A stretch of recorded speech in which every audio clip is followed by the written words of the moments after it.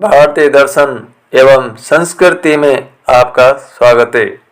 अजगर करे न चाकरी, पंछी करे न काम, दास मलुका कह गए सबके दाता राम। इस दोहे के पीछे संत मलुकदास की एक रोचक कहानी है। रीतिकाल के महान संत और कवि मलुकदास के दोहे और कविताएं आज भी प्रासंगिक है। उन्होंने अपने दोहे और कविताओं के माध्यम से समाज को जागरूक करने का प्रयास किया। मुगल सम्राट औरंगजेब भी संत मलुकदास से बहुत ही प्रभावित था और उनका बहुत सम्मान करता था। संत मलुकदास ने कभी भी धर्म व जाति के आधार पर भेदभाव नहीं किया। संत मलुकदास के गुरु संत विठल दास थे। वे उन्हीं के बताए गए मार्ग पर चलने लगे और प्रभु भक्ति करने लगे।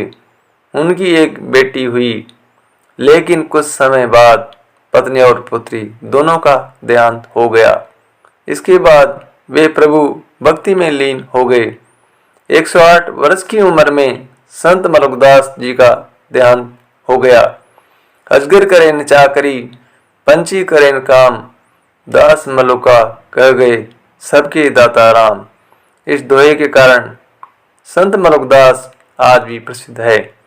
लेकिन क्या आप जानते हैं कि संत मलुकदास ने आखिर इसकी रचना कैसे और कब की? संत मलुकदास, जो कि शुरुआत में बहुत ज्यादा धार्मिक नहीं थे, एक दिन उनके गांव में एक साधु कुछ दिनों के लिए आए। वे गांव वालों को सुबह शाम रामायण का पाठ सुनाते थे। एक दिन संत मलुकदास भी पहुंच गए। उस समय साधु गांव वालों को राम जी की महिमा के बारे में बता रहे थे कि राम जी दुनिया के सबसे बड़े दाता हैं।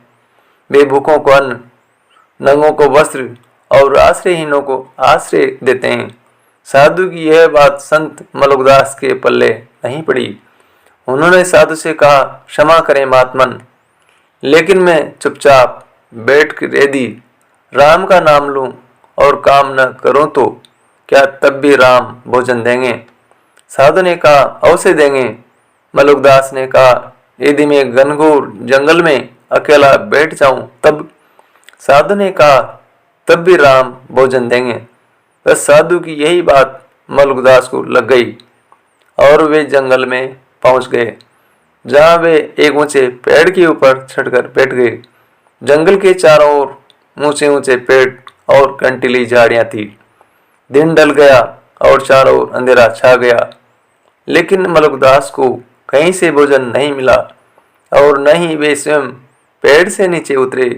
इसी तरह वे पूरी रात पेड़ पर ही बैठे रहे।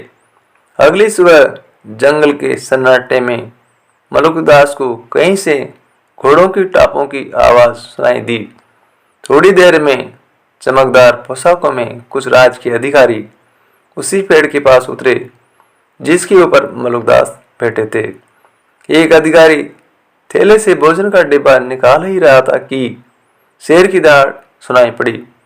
शेर की दहाड़ सुनकर सभी घोड़े भाग गए और अधिकारी भी डरकर भोजन को छोड़कर भाग गए।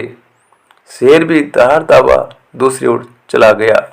ये सभी घटनाएं मलुकदास पेड़ के ऊपर से देख रहे थे।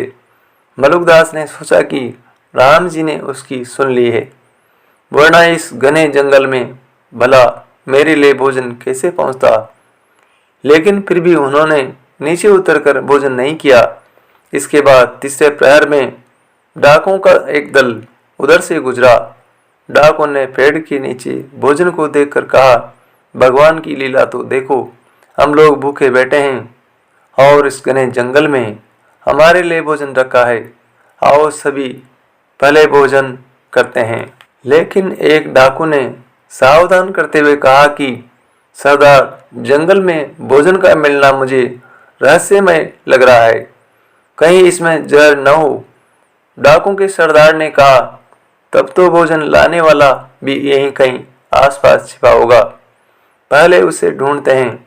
सभी डाकू इधर उधर ढूंढने लगे और तब भी एक की नजर पेड़ के ऊपर बैठे मलुकदास पर पड़ी। डाकू ने कहा, भोजन में जहर मिलाकर तू ऊपर बैठा है।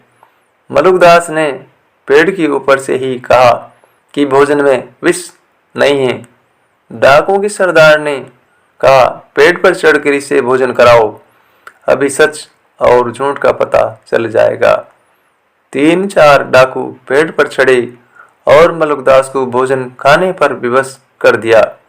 मलुकदास ने भोजन किया और नीचे उतरकर डाकुओं को पूरी कहानी बताई।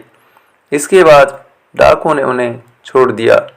इस घटना के बाद मलुकदास को ईश्वर के प्रति गहरी श्रद्धा हो गई और गांव पहुंचकर मलुकदास ने सबसे पहले अजगर करे न चाकरी, पंछी करे न काम, दास मलुका कह गए सबके दाता राम। इस दोहे की रचना की।